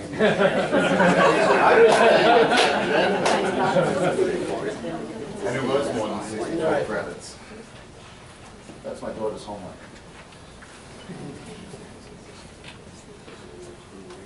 My name is Stuart Kaplan from the Math Computer Department. It was my son to answer. I'm not a developmental education expert, but I have taught the remedial math courses in the past. I'm here as an educator, but most importantly, a concerned parent of a 15-year-old and an 11-year-old. The decisions this body makes may one day affect my children. As I listen to the conversations here at the college and attending most of the Board of Ed meetings for my school district, I try to comprehend what direction education is going. We are discussing lowering the SAT cutoff scores for incoming students, college students, so they will not need to take a placement exam, actually a competency exam, in math equivalent 3rd grade to 8th grade. At the September meeting, Meet Your Teacher Night, at my daughter's classroom in 6th grade, on the board, the blackboard there, I took a picture of it, while the teacher informed us of the classes and schedule my child will have, I saw this on the classroom board, exercises evaluating algebraic expressions. My daughter, all of 11 years old, with some kids still 10, depending upon their birthdays, has classwork that we teach in our math remedial 002 class. We can expect the 10 and 11-year-olds to do this, but not the incoming college freshmen? My son, now in 10th grade, took the Regents exam in integrated algebra in June of 2014. It seems the raw score to scaled score conversion chart on the State Ed website shows that a student taking this exam can get 30 out of 87 raw score points, and it converts to a 65 on their transcript. 30 out of 87 is not a 65. He could have skipped the short answer, part 2 and part 3 of the exam, and did 15 out of 30 multiple choice questions correct at 2 points each, and achieved a passing score of 85. Last year, he took the geometry regions, where a raw score of 40 out of 86 is scaled to a 65. Many of these students didn't pass, they got passed. Sooner or later, it's going to catch up to them. It has caught up to them. Dr. Weiss was correct in her earlier meeting where she said the SAT and PSAT is changing. On 10/14/2015, my son took the Common Core PSAT, not the one offered in previous years. In my district, my son, when he was in 8th grade, 9th grade, and 10th grade, he takes both the Common Core and the regular regions. In mathematics, they use the higher of the 2 grades to put on his transcript because they're not the same. When students go into courses they are not prepared for with the necessary skills, they will suffer for it. And it could be multiple times. As a parent, I hope that my children are prepared to take and pass their courses with the required knowledge and skills that we as a family are so invested in. Thank you. Thank you, Stu.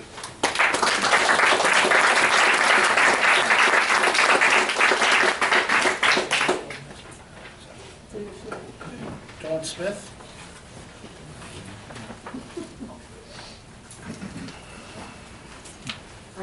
Good evening. I'm Dawn Smith, and I feel like I'm going to beat a dead horse, but I want to speak about DECA. Move the mic down the drop. Am I short? No, just The mic was too tall. Oh, thank you.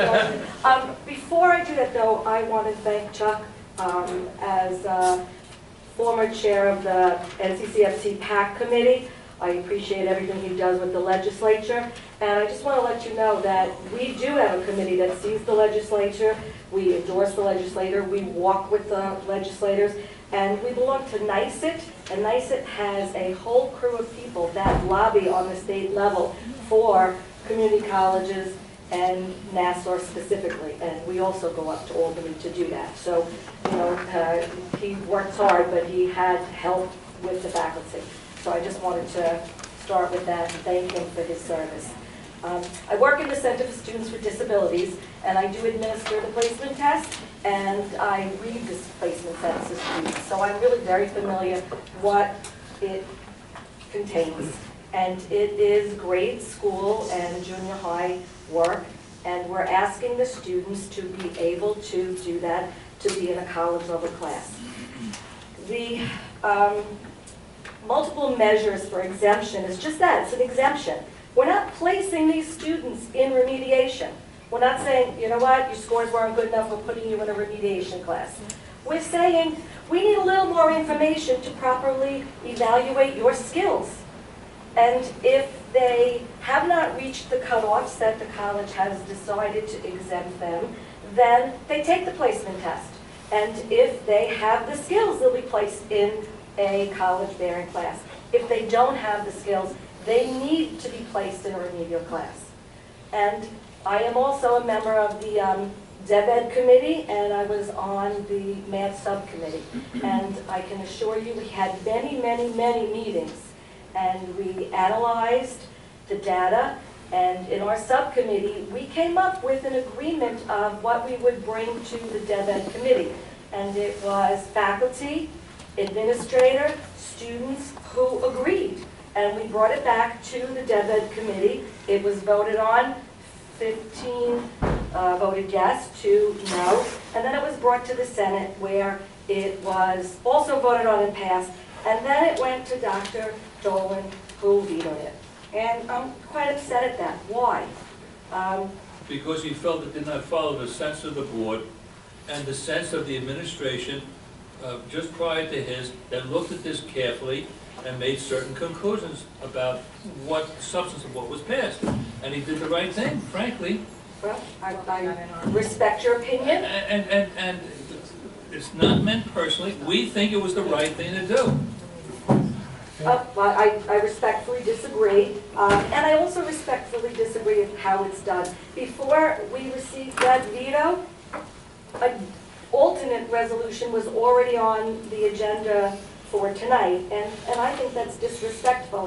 If it's already there and it hasn't even been vetoed, that disrespects our process, our governance process. It was not disrespectful at all. I'm just saying how it feels. Anyone who read the transcript of those proceedings on June 9th, I think it was, it was clear what this board was looking for and what the Saunders administration was looking for, and what you came up with. Well, it's so far removed from that. Oh, well. That how could anybody, unless they were asleep at those meetings, and the 6 months of meetings before that, they'd have to be asleep, not to realize that was going to be the reaction.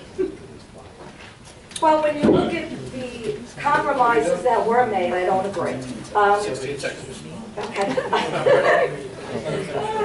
All right. Well, again, I believe that the DevEd resolution, which was one resolution, not 3, was more data-driven, and it was definitely more appropriate. Thank you. Thanks.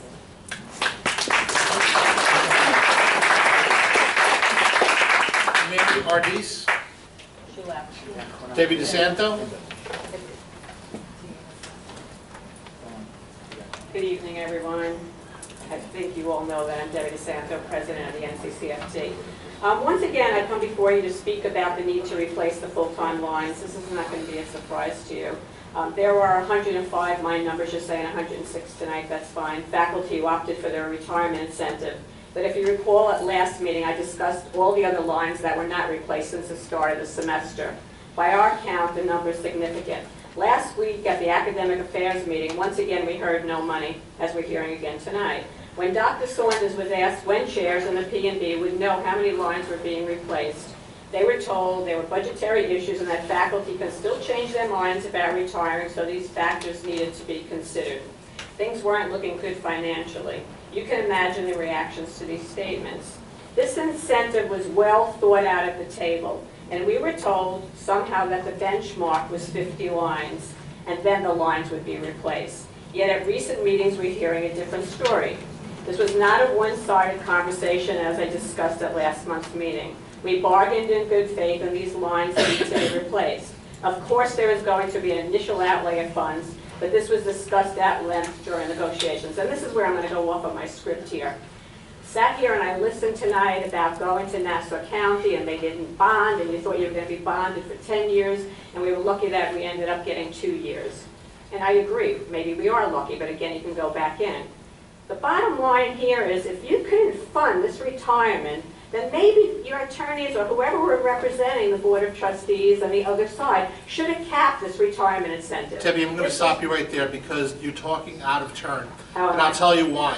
Because when we were negotiating, which was in 2014, that was the normal operation, was to be able to bond termination pay. Okay, well, you chose to do And it that. changed, excuse me, it changed, and if you were listening very closely, we would have told you that the NIFA board changed the line in the sand in August of this year. As good as we are, as many things, we are really bad at predicting the future. So please do not follow that line of logic.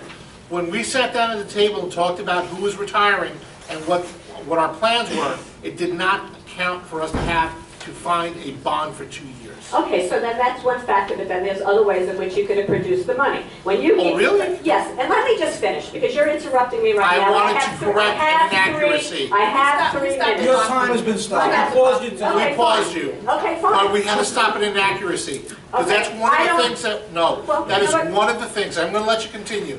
But one of the things that you have to be able to do is, you can't paint a picture that is a lie. Okay, well, I don't think I'm painting a picture. No, that's no, a lie. it Let me was a just lie. Let me just tell you, there's other ways in which you can fund this. And to say that now, we didn't think that there was going to be 105, we didn't think there was going to be 106, we didn't think there was going to be 120, that's what's known as negotiations. And you're paying attorneys that could very well have capped this. If you didn't think that this was a possibility, and again, you gambled on the number, as we all did. We didn't know what the number would be. But the bottom line is, you should have looked in, figured out with a line item of how you're going to pay for it. There's other ways that this could be worked out. There's money there. Look at different types of contracts that are out there. And I'm going to continue to go on, and we're probably not going to agree, but I'm not lying when I'm telling you what I believe to be the facts. You could have capped this if you didn't feel that 105 were going to be something that you could afford. Anyway, in essence, what we have right now, and this is the important part that I want to get to, we have departments that are being pitted against each other to justify why a department, this department lost 6 lines and you lost 6 lines, so tell me how we're going to figure out how we're going to get these lines. So these departments now are looking at criteria, and whoever can make the best arguments, I suppose, and who also has the strongest area dean, who may advocate for them, is going to be able to perhaps get a line here or there, pitting people against each other. And these are not just my sentiments, this is the sentiments of the faculty. We have departments that have lost double digits. So this is huge here. When I raised the question about criteria number 6, I'm assuming you all saw the criteria at this point, regarding adjuncts, and what number the administration feels is a cutoff of courses being taught by adjuncts, I was told there is no number. Then why are you asking the question? Is there anybody else who wants to donate their time to Debbie? Caroline Falconetti. I'm sorry, Caroline? Okay, got it. We Go ahead. discussed last time the benefits of the students for the full-time faculty in place. Adjuncts play an important role on campus, and many adjuncts are waiting for years of service here to apply for a full-time position. With this particular group of retirees, we are losing 2 distinguished faculty and 17 Chancellor Award recipients, just to name a few of these accomplishments. Let's give the students the best that we have to offer by bringing in talented, new full-time faculty to replace these dedicated faculty members who are moving on. So I ask you, the board, what will you do to maintain the reputation of this institution on behalf of our community and our students? We need these lines replaced, and I thank you.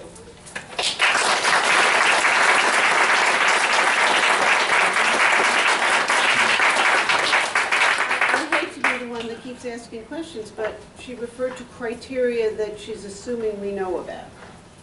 And unless I'm not reading everything, I don't know about any criteria. Debbie made an assumption that we know about something.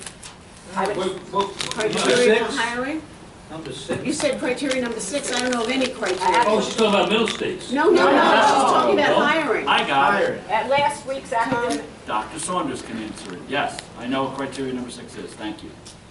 I would just like to speak to that. At the last academic chairs meeting, what I did when I met with the chairs is that I provided them with a list of criteria that the academic deans would be looking at in considering what lines would be replaced. We gave them a list of, I think it was about 9 considerations. I also gave 8 considerations. I also gave to the chairs a timeline within which, if there were additional considerations that they would like the academic deans to utilize in making these decisions, then we would incorporate those. I then informed them that the deans, that each of the chairs would have to submit a letter requesting a number of lines that they felt they needed with a justification for it. There would be a period where their respective area deans would be discussing those considerations based on the considerations that we have listed with them. And then as an administration, we would establish a priority in terms of the lines that we think that we will be able to fill, and then look at the available funding sources to see how many of those lines would be filled. We tried to create a process that was participatory and judicious, and that's what's being made reference to. Stefan Crampier? I have one question. Do you recall anything, Dr. Saunders, about a commitment that we would hire 50% of the teachers that were laid off? That we would, the number of teacher replacements full-time would be 50% of those who were laid off? Because I don't. No, I'm unaware of that. Because Debbie mentioned that at the last board meeting, and I don't, no one knows what you're talking about. Yeah. Well, what I said was, and if you listen to what I said today, that there was a benchmark of the number of 50, that if you had 50 retirements, if they had left at that point, then what you would do is we would be replacing the lines, because you felt that you would be making a significant amount of money because you're cutting back. If you go back in the notes, and I'm sure that you have the minutes from it also, there was a huge discussion during the negotiations, and I'm sure John Gross and his team has them, where we talked about $100,000 to $50,000 and the amount of savings and the replacement of lines, and we talked about the formulation of a committee to figure out how these lines would be replaced, and there was definitely conversation. I can't gainsay any of that. I can tell you this much though. It was never discussed at a board meeting. Yes, it And- was. Well, not when I was there, and I think I've attended just about every meeting. And a conversation is different than a benchmark. You know, who established a benchmark? Where did that come from? Well, that was coming from at that time, it was your academic area that was talking about it. It was area deans, and it was also an interim person. There was no benchmark, there might have been conversations. There's a big difference between benchmark. That doesn't mean that we wouldn't like to replace full-timers, but we have to do it. We have to have the money for it. Okay, well, I'm not saying that. What I'm saying to you is that there's other avenues in which this money is there. There's other contracts that are out there that we talked about with part-time ordinance contracts. There's other means in which you can get money to substitute and put these full-time faculty in. To decimate these departments, where you have departments that are losing 10, 14, 6 out of 12 people, I mean, what are we doing here? I mean, to sit here and to argue and debate like this, we're trying to work together, but yet there's this attitude, as you alluded to, and other people that are speaking here tonight, this is not how we should be having this discussion. Excuse me, hold on a second. One of the things that we have learned tonight is, that if you were there at the finance meeting, we just learned tonight what are some of the financial implications. That is all brand new information to the board. Right now, we're turning to administration to do an analysis of what are the lines that are out and come up with a game plan. So that is, we are in the process of evaluating, okay, of what will be able to be done. Okay, and Okay, I am the but president don't, of the you know, full-time union. the sky's not falling, but we Well, have no, to, but we if have I- to analyze what goes on, If we correct? go to the meetings and what we're hearing is that it doesn't look good and that there may not be replacement of these lines and it's justification, which I get because you have to make a decision one way or another.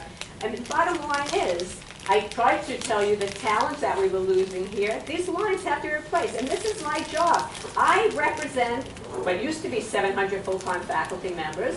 I mean, I'm going to come up here and I'm going to plead for these lines. This is what I was elected to do. So if you expect me to do anything other than that, then I'm not doing my job, and I'm going to continue to do that. Not a problem. I told you I would continue to do that. Let's continue on. And if I could, Yeah. I want to go back to what I said. Some of the language you used, you know, things aren't looking good, it's going to be hard, it sounds very much like me, and I absolutely But use it's true. phrases like that. It's true though. But that doesn't mean that Right. some of the items that you brought to my attention in the last 2 weeks, I've pored over. And between the lines, what you're saying is that we need to look at other places to find out if there's money someplace else that can be used to help to replace lines. That's going on. That is going on. We're hampered by several things, but I'm not waving a white flag. I acknowledge that with 106 people leaving, we can't say none. You know, we can't say that. And we have to find a way to replace as many lines as we can. And I don't know what that means. But if you were at the committee meeting, all right, what we were told the amount of the losses would be is conditioned upon there being no, it was referred to as backfills, no hiring of new full-timers, and if we hired an adjunct, the loss would get greater by reason of the salaries paid to the adjuncts. So, I mean, listen. Look, I pleaded the case. I have always said. The decision is ultimately your decision to figure this out. I did the best that I can do right now. Deb, I'm trying to convey this to you. Your warning is noted, but just to let you know, I'm we giving you some are ideas. doing our job to evaluate that. Okay? And try to make it public. That's why it was out there in the finance committee. We handed out the flyers. You saw what the numbers were. Right? Okay. This conversation is not over. I understand. Okay. I understand. Stefan? Thank you. do it right. By the way, who's videotaping? And who you are representing? Oh, NCCFT. The NCCFT? We've always had video. That last meeting when there wasn't much of interest. Well, somebody was sick, actually. Our videographer was sick. That's why Jason made the suggestion that you guys should do it to make it official. No problem. This is a volunteer, and we appreciate it. I'm not gonna end up on YouTube though, am I? Yes. Oh, yeah. I don't want to be on YouTube. You are on YouTube. Don't tell me you have Wait, don't I have to agree to that? Never. Seriously? Seriously. Oh, go on. Stefan. Why? I lived it through once. Boy, you have patience. You're the pump. Really? Videotape? You, the one who takes. Does it say masochist on here? Stefan, I am so sorry. Please, sir. I do audio, just the audio. Just the audio. Just audio. Let's videotape it from now on, right? Stephen Cromp here for the Adjunct Faculty Association. The first thing that I want to say, and I want to say it for the record, the Adjunct Faculty Association believes and wants the board, the administration, to work hard to maintain every single line, every single full-time line that exists.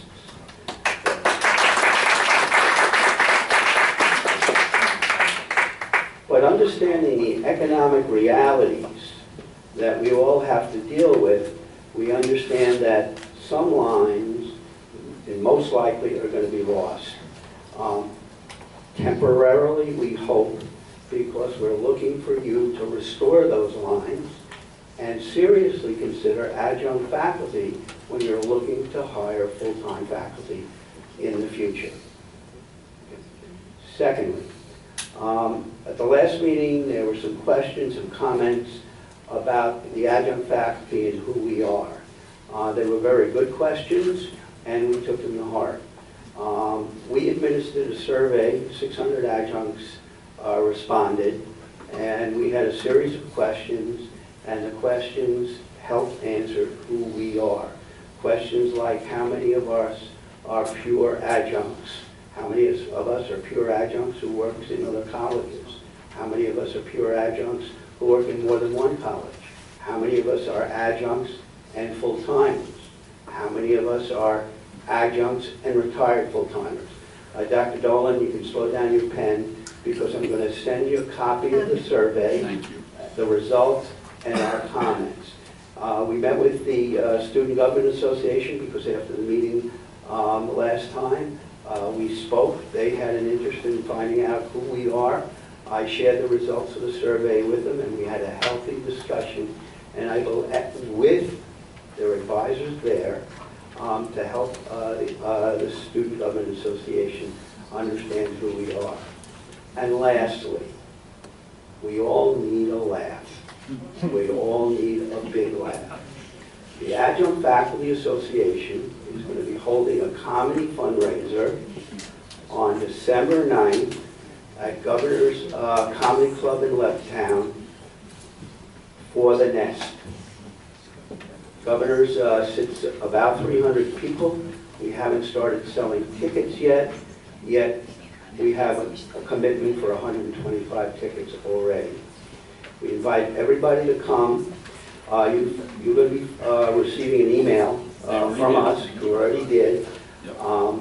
The faculty in general is going to receive an email, and our adjuncts going to be receiving an email, and you're going to understand how you can purchase tickets. The headliner will be a former Nassau Community College student, a graduate. We're hoping to have 2 other comics who are Nassau Community College graduates.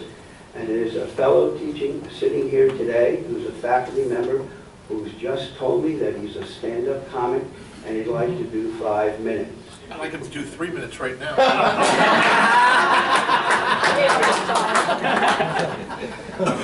Time is up. And his last name is Pinocchio.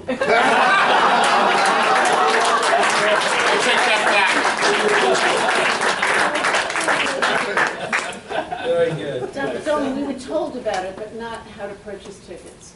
So I assume at some point we'll get some information about how to go about purchasing tickets. Stefan, send out follow-up emails on that. Here we go, right We here. will. We will. Oh, well, how come you have that? Because I know the president. Keep it in mind. Excuse me. No, it was on site. Good evening. I would like to underscore what Professor DeSanto said about the need for full-time faculty replacements. Yesterday, AAUP called on you, our trustees, to act and declare a moratorium on administrative raises until full-time faculty replacement lines are issued and tuition is stabilized. I assume, because there was no mention in public session, that no raises were awarded tonight. The simple fact is that the face of Nassau Community College is changing to the detriment of our students. The number of full-time faculty at NCC has declined sharply, while at the same time, the number of administrators has increased dramatically. Add to the mix the fact that administrators' remuneration has increased, and we can't help but wonder what is next. 5 years ago, there were 752 full-time faculty. As of today, we're down to 660, and when we begin spring semester, our numbers will stand at 585. This is an astounding 22% loss since 2010. We're told that the college is broke, yet now we have 74 full-time administrators. 17 of these were added in the last 3 years, along with 10 part-time administrators. In 2014, the average administrator salary was $107,401, with the majority of these employees serving less than 9 years at NCC. It takes faculty about 15 years just to make it to $100,000. To add insult to injury, over the past 6 years, we've seen many administrators receive anywhere from 10 to 40% increases, either as raises or as title changes. I hope that you are no longer contemplating giving these employees a 2.25% across the board increase. And I'm heartened by Trustee Weiss's comments about the necessity of evaluating the hiring of replacement administrators. Clearly, the new normal at NCC is that faculty do more and essentially earn less. And what about our students? They are shortchanged because their full-time faculty is shrinking, their class sizes are increasing, and the college continues to cut the types of resources and services our students genuinely need to succeed. And what about that tuition bill? All indication is that our students will be saddled with another substantial increase for fall 2016. We thought providing a high-quality, low-cost, liberal arts education was our institution's primary service. It's up to you to make it so.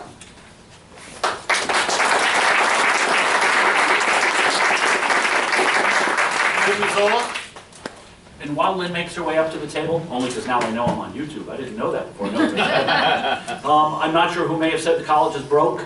The college is not broke. The college's coffers are not empty. We do have a reserve position. Yes, there are some challenges. Deb, I might need some help with those phrases again. Yeah, we've got a heavy lift ahead of us, but we are certainly, I wouldn't want that to appear anywhere out there. We're certainly not broke. And if anybody has said that to you, please share with me who that was so that I can correct them. But we'll be broke in 2016. He's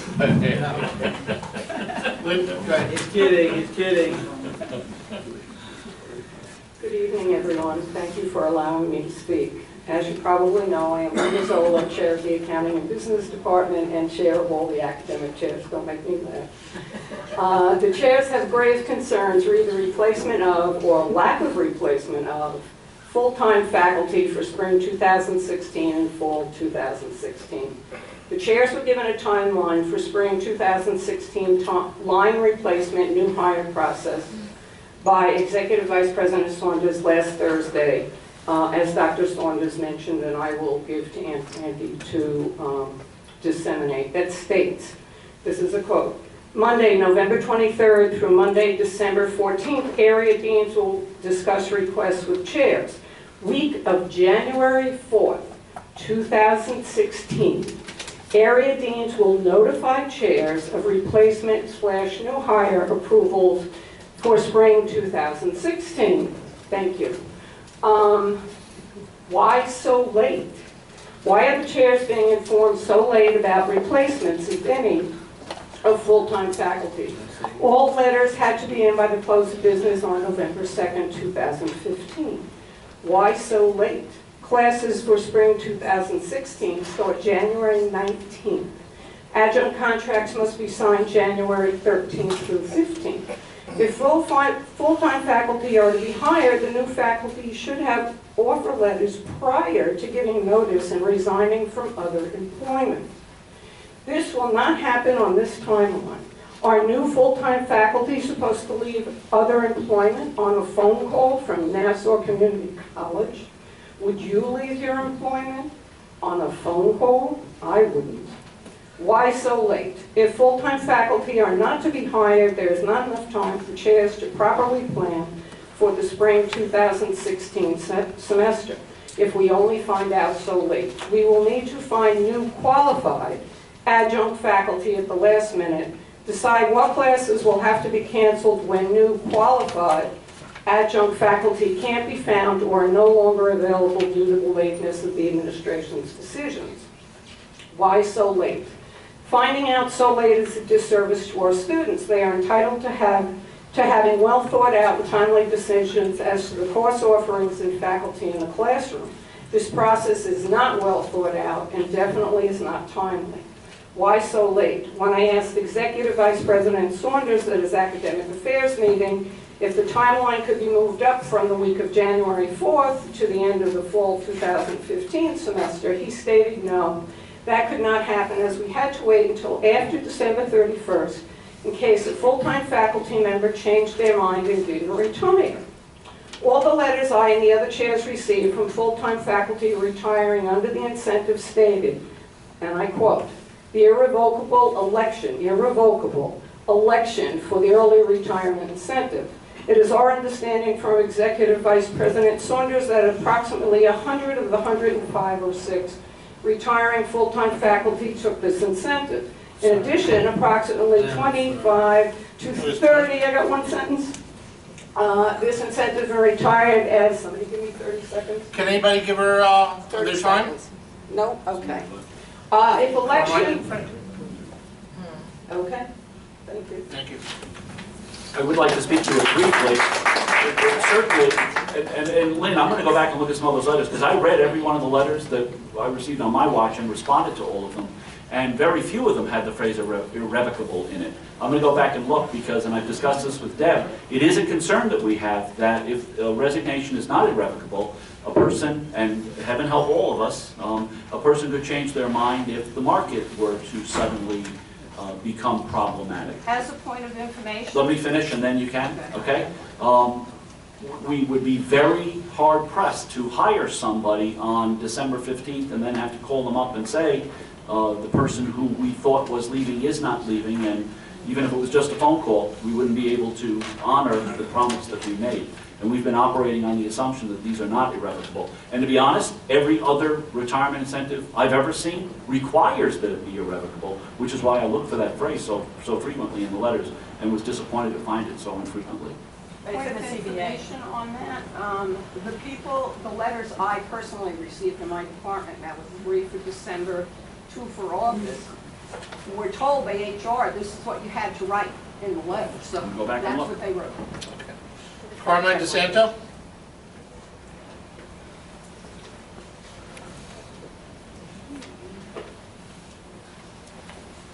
Carmine DeSanto, Math, Computer Science, Information Technology. I was going to read the statement that I had partially read at the subcommittee meeting before people were shaking their heads, so I don't want to bore you. I could leave it for the record. Would that be okay? Sure. Okay. Now you're probably going to ask me, why do I have the minutes of the Board of Trustees meeting of June 9th, 2015, page 52 on my iPad? I don't know, but I'd like to read some of these comments here. It says, Chair. Oh my God, you're going to quote us? I'm just reading the minutes. Math and reading, they're both at 540. In math, am I reading this correctly? It's 490 to 510. Trustee Weiss, depending on the test. Chair Gardner, depending on test only and 500, they're spot on there on both of them. So 2 out of the 3, they're right there. The only one that's out of sync is English at 540 and 500. Guys, not for anything. Why don't we just say 520 tonight and call it a night? You know, Thank you. that's how I remember it.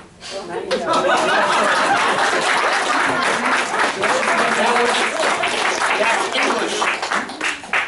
You got sent back, and you guys came up with a resolution. So that's fine. Okay, Frank Fresenda?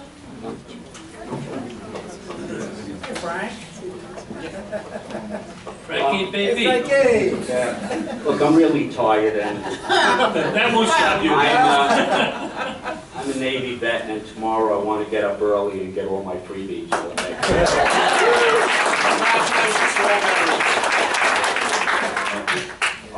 So, you know, I just want to say that it's irrevocable retirement. I went to Human Resources at 4:35 last Monday to hand in my resignation, and they wouldn't accept it because it was late. So now I'm going to be here for 5 more years. Exceptions can always be What's the name made. of that person? We're going to get rid of him. Or her. So this is just I'm just writing, so it's a stream of consciousness. So anytime you want to yell at me, go right ahead. So, you know, it's really funny when, you know, the difference in your attitude between when you're trying to find a consensus for a new chair versus a consensus with the Senate and the administration. Because they're wrong, Fred. You know, in one breath, you say we are the I should tell you experts. something. When you get everybody on this board united on something, I mean, we fight on everything else. On this one, we're united. Doesn't that tell you something? It absolutely does. So in one breath you say we're the experts, and yet when we do not agree with 1 or 2 administrators or a board member, you yield to them. You didn't consider any of Professor DeSanto's data. As a matter of fact, when he was speaking at the subcommittee meeting, you looked at the deans and said, look, they're shaking their heads, which is a lot more data, I guess, than Dr. DeSanto had. You know, but, you know, speaking of them, okay. Stefan, add him to the bill on December 9th. So I just want to, I don't have the money to pay them. You know, speaking, we have a lot of acting administrators, okay? I mean, we have an acting president, we have a, well, interim, I know, we changed the title. We have acting deans, acting vice presidents, you know. And the thing is, I think that the term acting or interim seems to imply, like, you know, a short period and something's going to happen, okay? And it seems that, I'm on the Dean Search Committee, okay? And about, you know, several years ago, we had a search and we couldn't find enough candidates to submit. And so they said, you know, we're going to reopen the search, and we're all still waiting, okay, for that to happen. And Frank, which dean was that? The Dean of Math and Sciences. Oh, Math and Science. Okay. So anyway, so by tonight's action, though, with respect to the multiple measures, et cetera, you know, you've established a whole new paradigm on the meaning of shared governance. We now have a consensus statement versus a college statement, whereby the terms Senate and administration seem to be used as mutually exclusive of each other. You know, this is going to create a scorched earth policy here. Your message is crystal clear, okay? I mean, you know, and although we've been reduced by 105 full-time lines, you know, the rest of us are still here. We didn't do that. They retired. Excuse me? We didn't do that, Frank. They retired. We gave them a buyout and they took it. They retired. We didn't reduce. Well, let's see. You know, I have heard the term, and we're going to see if I hear it again, called right-sizing. Called right-sizing. And I want to see if that term comes up. We'll see if it comes up again. Frank, okay? who's come up? As entertaining as you are, Frank, I gotta blow the whistle. And if you're sure with this, said that. Oh, it's such fun. You'll get it. I got a question, though. I got a question. Just give them time. if this is gonna cost $13 million for these retirees, and we don't know what to do about it, because, you know, we gotta borrow from NICA, we gotta do this, and we don't know how to pay it back, and etc. If the 105 people stayed here, okay, at $120,000 a year with benefits is what the college uses, I mean, that's $13 million too. How are you going to pay for this if everybody just stayed? Maybe everybody should pull back their retirement letters, okay, and we'll spend the $13 million, and then I guess you're okay. 1/3 of that cost was the incentive payout. But the thing is, if we stayed here, okay, it would still cost you $13 million in salaries and benefits. No. 105 times 120,000 is about 13 million. It's going to cost us about 7 to 8 million. Oh, so it's a bargain, us retired. Okay, I understand why, the problem I'm having is that, you have more administrators than ever before. You want to give them raises, yet you're not holding their feet to the fire, okay? Maybe what you should do when these administrators leave is hire more adjunct administrators, okay? Maybe we can save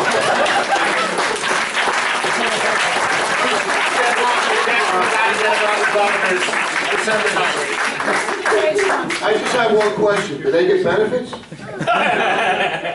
I negotiate. All right, the next finance capital meeting is scheduled for Tuesday, December 8th. I guess we'll be there before the December 9th meeting. At 5 p.m. followed by the full board. The board will go into public session between 6:15 and 6:30. Resume the public session at approximately 7:30 p.m. I request a motion to adjourn the meeting. Do I have a motion? Do I have a second? All in favor? Any against? Motion carries 7-0. Happy Veterans Day.